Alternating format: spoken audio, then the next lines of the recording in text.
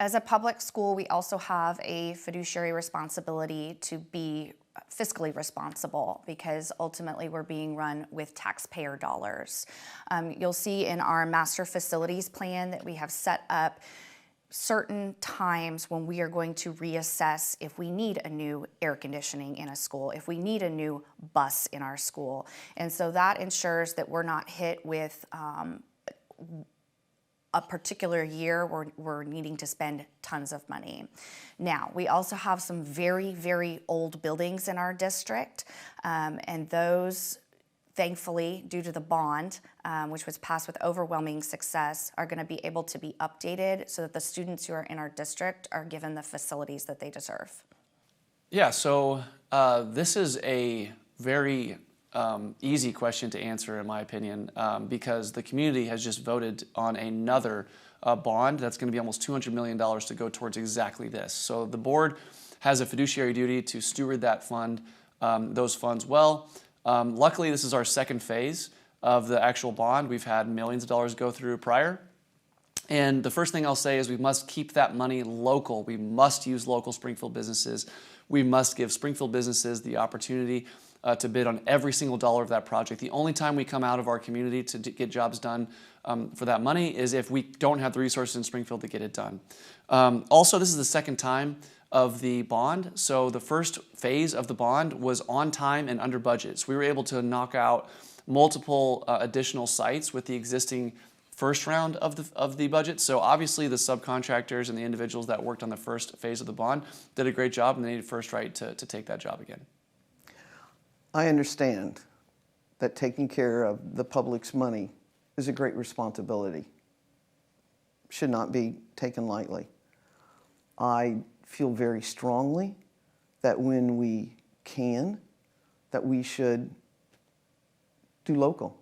I believe in the importance of turning the dollar over in the economy.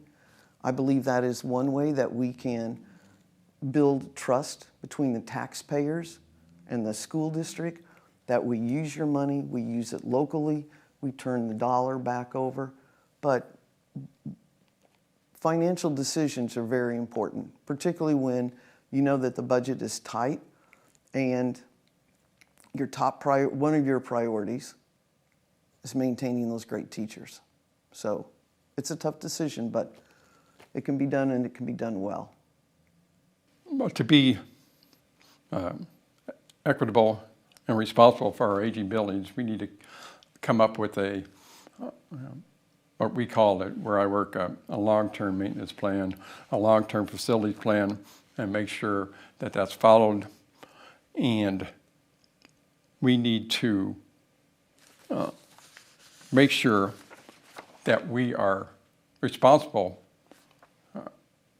with our taxpayers' dollars when we are building these new buildings. I recommend is hiring a consultant to oversee the architect and engineer's work. I think the accountability of taxpayers is one of the most important duties of the board, right? We're elected by the public. Their public dollars or their taxpayer dollars go to maintaining our public schools.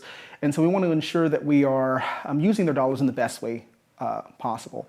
As mentioned before, difficult decisions need to be made about buildings, right? Whether to maintain and update Robertson versus closing it.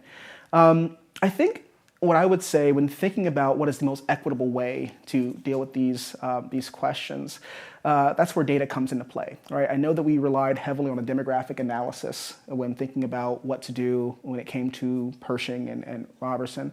But I also know that there was another piece of data that wasn't, I think, in my view, taken too seriously, and that was the qualitative data. We've had hearings, we've had town halls, but I think elevating those stories are really important to make sure that we're making a decision that not only fits the quantitative data, but also engages the community and instills trust. Right, so our district is large. We have a lot of buildings, and some of them are old and need help. We just passed the bond, which is going to help with that in some major areas. But just being transparent, with the community, with businesses, I think there's a need to make sure that the taxpayer dollars stay in Missouri and Springfield. So when we can, we need to use local companies, not look outside the state, and make sure that those companies have correct training and certificates and things like that, so we're getting the best results we can for the money we're spending from these taxpayers. Our strength comes in our size, but it also means that we have a lot of buildings, and many of them are aging. I believe the way to move forward is to have a long-range plan, which means that, and I know the question is about aging buildings, but we're building new buildings, and it's important to make sure that they age with the most longevity that is possible. So we need to invest in responsible and effective and efficient buildings that we are building. So that goes into that plan as well. But in terms of our aging buildings, we have to ensure that we invest into those buildings, again, so that we can have buildings that are long-lasting and that perform well and that are nurturing environments, that they remain safe environments for our students.